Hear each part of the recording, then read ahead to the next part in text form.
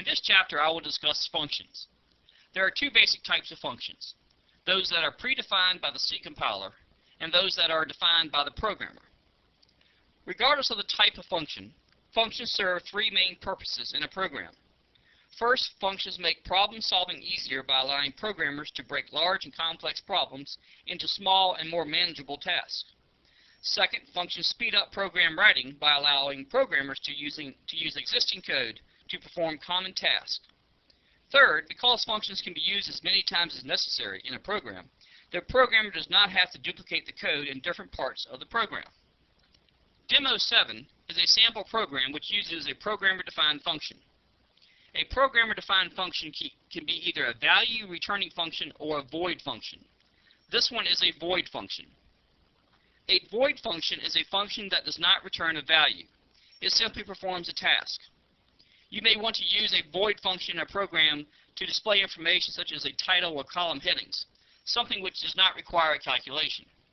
In this sample program, a void function is being used to simply display a line in the output. Every function has three basic types. First, there is a function prototype. In this case, the function prototype is labeled void display line. Display line is the name of the function. Notice the parentheses, which indicates this is a function, but there's nothing inside of the parentheses. That's because nothing's being passed to this function. In order for a function to operate properly, it must have a prototype defined before it is called. Scrolling down in the program, you'll notice that there is a statement that simply says display line, followed by the parentheses. It also ends in a semicolon. This is the calling statement. This is how you tell C to use the function which has now been defined. And below the main function, you'll notice the programmer-defined function definition. In this section of the program, you tell C exactly what you want this function to do. In this case, all we want the function to do is to display a line of dashes across the screen, and then cause an inline to occur. And that's it. That's the purpose of this function. Notice the contents of this function is enclosed within the braces. I'll compile this program to observe its execution. It compiles normally, and then when executed, and I enter a number such as 9, you'll notice the row of dashes that is displayed.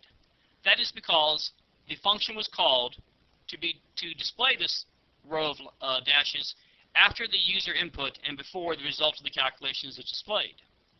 The calculations themselves are rather simple. The square of the number is simply taking the number entered and multiplying it by itself, and half of the number is simply dividing that number by 2. As you can see, these calculations are performing correctly. Now, in reality, if all you wanted to do was display one row of dashes across the screen, then going to the trouble of creating a function might not be worthwhile. But if, however, we want to call this function multiple times, we can now do so by simply calling that function wherever we want it to be displayed. For example, if I would like that line to be displayed after the title result of calculations, I can simply call that function by typing display line and calling that function. If I also wanted to have that below the last line, I could do so. The point is that now we have a function that we can use multiple times. I only need one function prototype at the top, and I only need the function itself defined once.